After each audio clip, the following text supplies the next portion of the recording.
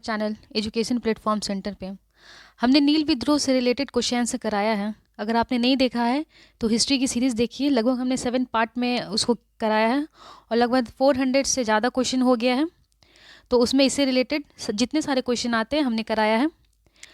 पहला है, औपनिवेशिक शासन काल में किसान अपने शोषण के खिलाफ अंग्रेजी शासन एवं जमींदारों के विरुद्ध आंदोलन किए। ऐसे आंदोलन का पहला नाम था नील विद्रोह। हमने पॉइंट वाइज इसको डील किया है, जो एकदम मेन पॉइंट है, और आप इसी को याद कीजिए और इससे बाहर बिल्कुल क्वेश्चन नहीं आता है इससे रिलेटेड। 1857 के महाविद्रोह के बाद बंगाल में हुआ नील विद्रोह प्रथम विद्रोह था, जिसे भारतीय कृषक वर्ग का प्रथम आम विद्रोह भी कहा जाता है। जो नील विद्रोह हुआ था प्रथम, उसे आम विद्रोह भी कहा जाता है। नील विद्रोह किसान आंदोलन के इतिहास में अपनी मार्गों को लेकर किए गए आंदोलन में सर्वाधिक व्यापक और जुझारू विद्रोह था। बंगाल का नील विद्रोह शोषण के विरुद्ध किसानों से सीधी लड़ाई थी। जो नील विद्रोह किसान ने किया था उसे अपनी मांगों को लेकर, तो ये सर्वाधिक व्यापक और जुझारू विद्रोह था, जिसे बंगाल का विद्रोह शोषण के विरुद्ध किसानों की सीधी लड़ाई मानी जाती है।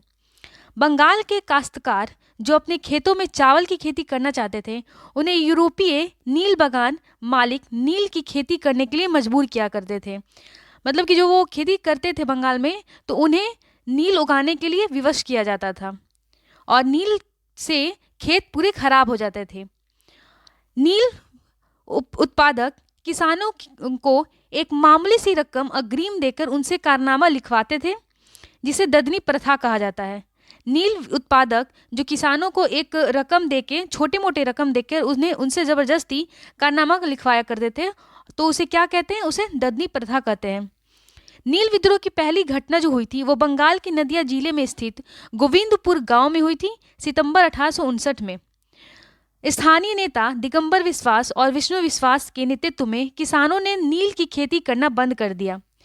नील बागान मालिकों के अत्याचार का खुला चित्रण दीनबंधु मित्र ने अपने नाटक नील दर्पण में भी कहा है, और ये शॉर्ट में भी पूछता है कि दीनबंधु जो है मित्र ने अपने नाटक कौन से नाटक में लिखा है, तो वो नील दर्पण।